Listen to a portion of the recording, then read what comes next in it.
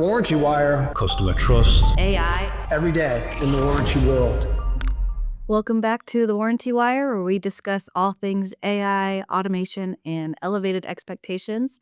Today, we're diving again to all of the myths in the warranty space, a myth buster, if you will, to bust those rumors that are out there about warranties and how, as an administrator and a seller, you can combat those and make sure that the truth and transparency is delivered to your consumers. Joining me today again, as always, are Matt and Mark, two warriors in the admin space. And to kick us off, I want to touch on one of the most random mythbusters that's out in the world. So, one that has always resonated with me, especially as a child, is you have to wait 30 minutes after you eat to get into the pool.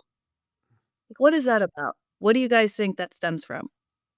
I don't know. I mean, I've definitely tested this one. I mean, I'm an active, I play football, I swim, all of that, and the swimming one is definitely a myth for me. Has to be. Yeah, it's gotta be something where they get cramps or something like that, but I don't think you get cramps. I think it's just like your parents wanted you to, just enjoy lunch or a snack and let your food settle. You're right about the cramps. So I always thought it was like if you eat too much and then you're moving around, like you might throw up or something. But it was actually about the cramps. So if your muscles are using too much energy to digest, then supposedly you could cramp and drown. It's pretty rare. I think you're gonna be So in other words, don't work out because you might cramp up before. stop moving. He's cutting too. My favorite one is, and I'm a living mythbuster on this. So it's the whole like knuckle cracking thing. Mm. I was always told if you crack your knuckles, you'll end up with arthritis when you're older. I've been cracking my knuckles for 20 years probably, and absolutely fine. I mean, I'm I'm only I'm only 39 now, so I've got a few years to go yet. But Yeah, I don't think that's a myth. well, actually, it is because I know this is a fact because there was a scientist who actually he cracked his knuckles on one hand, only one hand, for Yep. like 50 years, didn't do the other one, and no difference. Hmm, Interesting. interesting. That's my alarm clock every morning because my husband cracks his knuckles every moment he wakes up. So that's what I wake up to. What other myths are your favorite when we talk about warranty? Yeah. So I think one of the big ones for me is around if I have insurance, then I don't need warranty. I've heard this both from a, consumer perspective, even within the industry, there is maybe this misconception between what the difference is between insurance and warranty. I hear it consistently over and over again. I don't know if you guys have.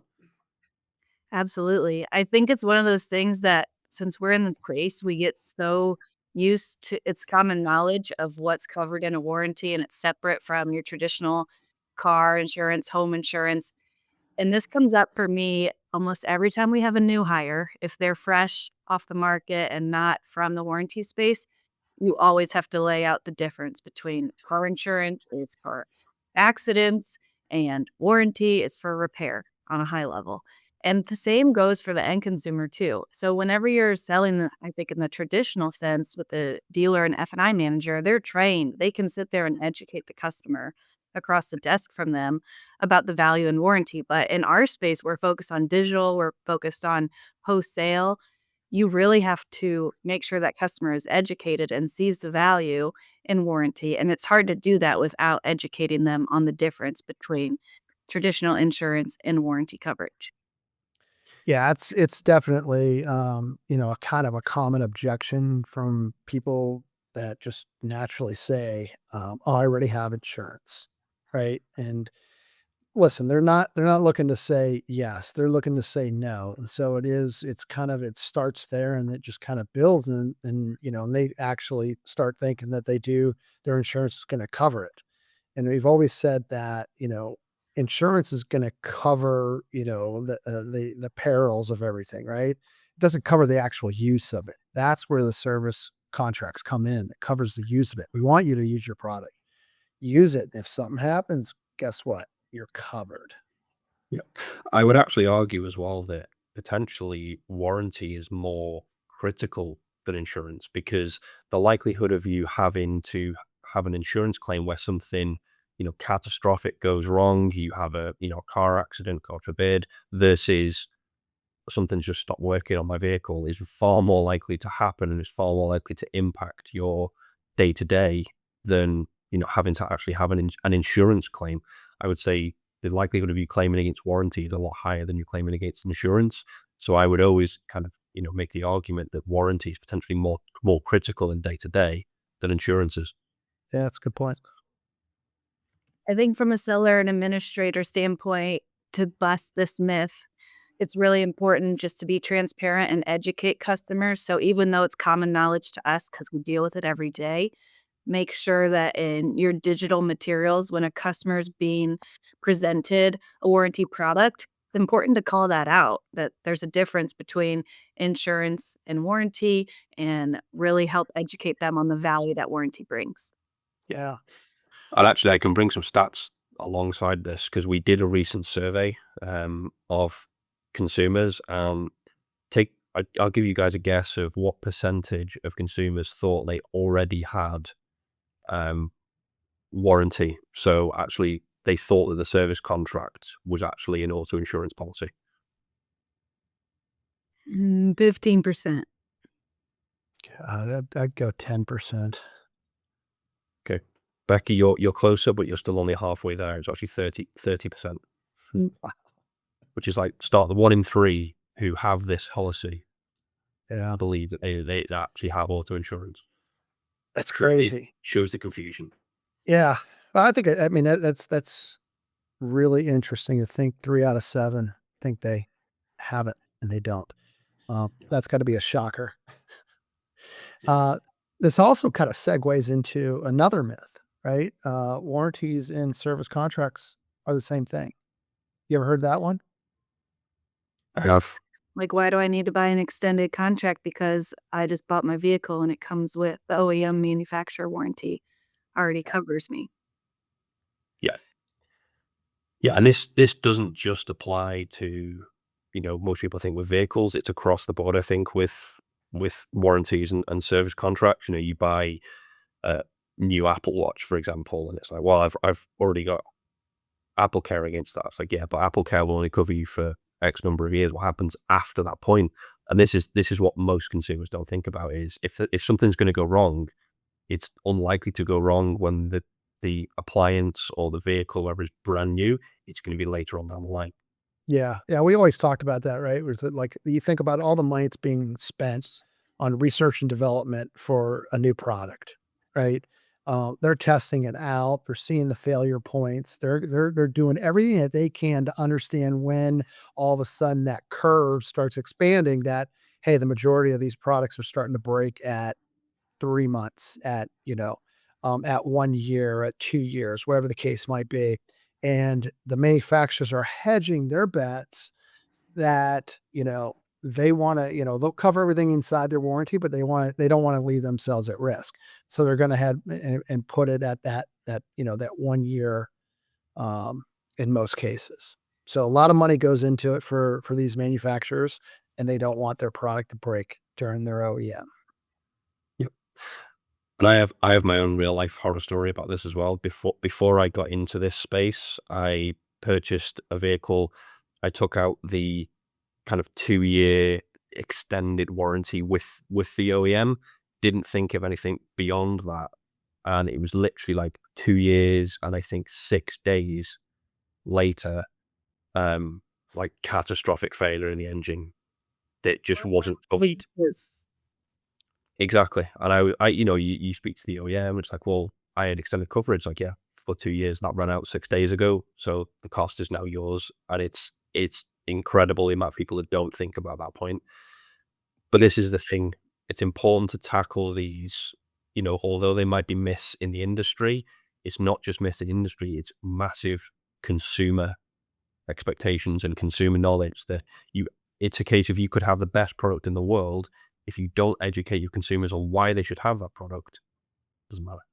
And I Yeah. think it also goes to the current model is very much like set it and forget it. Like at point of sale, I'm going to offer you all these things when you're already making a very expensive investment. And if in your scenario, Matt, if you received an email a month before it was expiring saying, hey, your coverage is about to expire, click here to purchase additional coverage.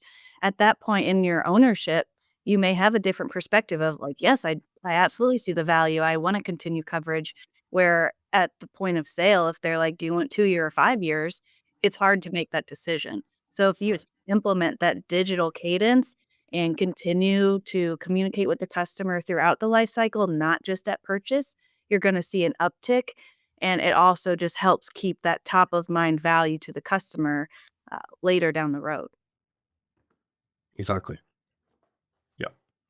Yeah, good point. I think, when you think about service contracts, I mean, they offer a lot more than just an extended warranty, right? I mean, there's different things, whether it's you got trip interruption, roadside assistance, those things matter. And, and it's I think it's just always in the best interest that, you know, we inform and educate customers on the difference, right? And they can see the value add that it comes with, versus just, extending the warranty for an extra year or whatever, right? Because there's still some cost. There's still some things that aren't covered under that, whereas a service contract, there would be things that are covered. So, And this is where we have typically seen a lot of uptake when it comes to, we talked in previous podcasts about the consumer being able to digest information in their own time.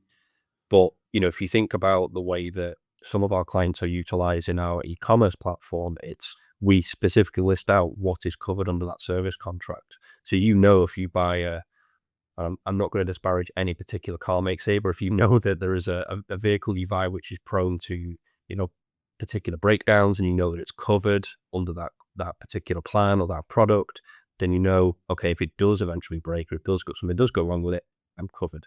And that's where that extra level of education is not just what is a service contract, it's what exactly is covered under that service contract. yep. So we talked a lot about in the vehicle space and service contracts. What about outside of just vehicles? Mark, I know you have experience more on electronics, consumer goods side. What are warranty myths in that space?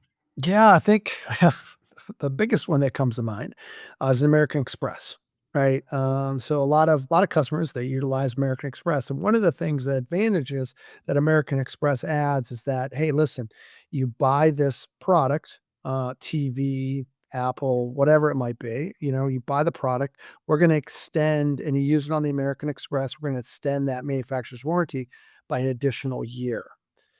The fine That's great. It's a cool little value add, but ultimately what the fine print doesn't talk about is that any repairs or replacements have to be made on that card, okay? And then it's a reimbursement. What happens if that card's maxed out? What happens if they no longer have that card? And then they have to go and they have to get estimates, and then you gotta send in the paperwork, and then you gotta have the receipt, right? The original receipt, because God forbid the American Express agent goes back into your purchase history and finds that receipt, right? No, you have to actually have that physical receipt. And so they really make you go through hoops, because even though it's a great value add, they don't want to, pay for that claim or that new product. They don't want to reimburse, right? And so they're they it's tough. It's really tough. And so that's like one of the biggest, myths and objections that we get from customers that utilize their American Express.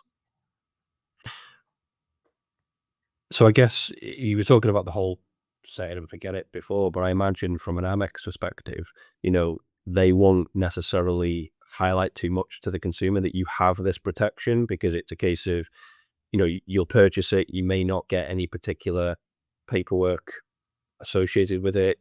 And, when it comes to that appliance breaking or that electronic breaking, you probably forget that you even had it. And then Yeah. probably just pay out of, another account. Yeah, so basically how it's educated is like, say if I'm gonna go and I'm gonna look, which American Express card do I want? Or do I want Discovery? Or do I want MasterCard, right? And so you do kind of like a comparison. And Becky, you talked about having the checks and everything on what it covers, what it doesn't cover. Well, American Express does have that. Hey, on any electronics products that you purchase, use will extend, add an additional year to it. By the way, there's still other costs associated, like shipping and handling if you're going to send it in for repair that you have to pay for. They're just covering, standard labor and parts piece of it. So that's how the kind of how you're communicated, and it's in the fine prints, the terms and conditions of the credit card, and boy, those are real small to read, and pretty much nobody reads them. So it's there. You're probably educated at the beginning, but then you don't think about it because life happens. Yeah. So what do you think's a better approach? How could Amex improve that experience? You know, it, I don't think they want to improve it. To be honest with you, I think that they want to be part of the value add that they're adding, and it's part of their marketing pitch, and that's it. Mm. I trust him. Hopefully our corporate Amex cards don't get canceled after this episode, Mark. Thanks. Well, we're not purchasing electronic goods with them, are we? I don't have an MX card, so I'm good. I'm safe. Well, that does it for today's episode of Mythbusters at the Warranty Wire. Feel free to send in other myths in the warranty space or outside of the industry that we can break down and discuss on the next episode. Thank you, guys. Warranty Wire. Customer trust. AI. Every day in the warranty world.